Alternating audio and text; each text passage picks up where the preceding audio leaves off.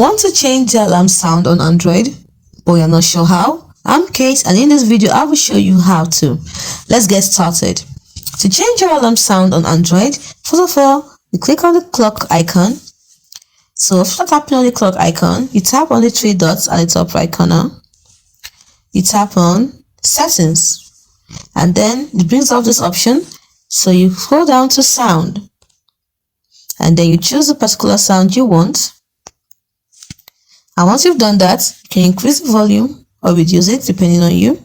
And you can even the sounds you have here, you don't want to use it, you want to use the one from your, let's say the other sound you have, maybe one of your ringtones. You can click on the plus icon and it will open the sound picker where you will choose from your music files, your tracks, and albums and folders which sound you want to make your alarm sound.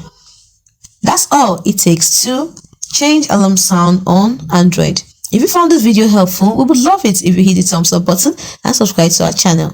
We put up helpful tips and tricks like this every day. Thanks for watching.